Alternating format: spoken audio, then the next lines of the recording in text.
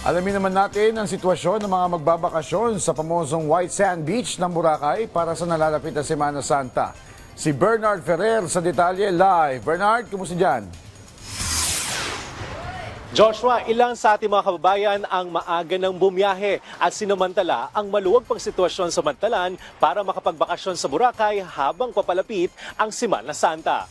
Isang linggo bagong Semana Santa, maaga nang bumiyahe si Janet papuntang Aklan para magbakasyon. Ginawa niya ito para maiwasan ang mahabang pila sa Batangas Port tuwing peak season, kung kailan mas dumarami ang mga bumabiyahe.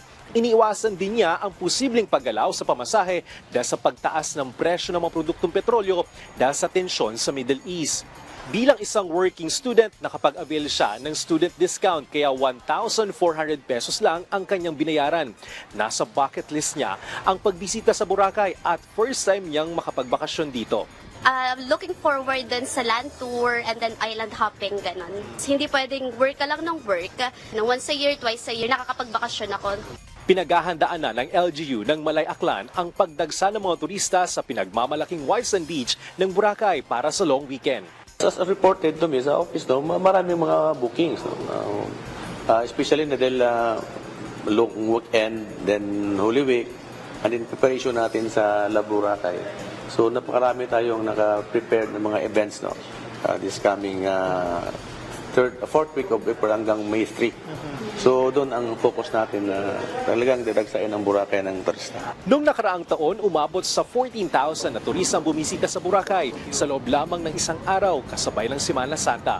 Inilunsad naman ng Philippine Ports Authority ang Online Reservation Assistance System o ORAS, isang digital solution na inaasang magpapabilis at magpapaayos ng ticket reservation sa pantalan. Sa ilalim ng ORAS, tatlong simpleng hakbang lamang ang kailangan: scan, choose at reserve. Sa pamamagitan nito, maaari nang mag-scan ng QR code ang mga pasahero kahit wala pa sa pantalan. Sa pamamagitan ng website, maaari na rin silang pumili ng oras ng biyahe dahil makikita na rin dito ang schedule ng mga barko. Kailangan lamang mag-fill out ng mga kinakailangang detalye, magsumiti ng selfie o ID bilang patunay ng pagkakakilanlan at hintayin ng oras o passcode na ipepresenta sa pantalan para mas maayos at siguradong ticket sa biyahe. Joshua, nagpapatuloy naman ang police visibility dito sa Boracay para sa mga kababayan natin na maaga nang nagbabakasyon. Maaganda naman ang panahon sa mga oras na ito kaya siguradong mag-e-enjoy ang mga turista sa iba't ibang aktibidad dito sa Boracay. Joshua? Maraming salamat, Bernard Ferrer.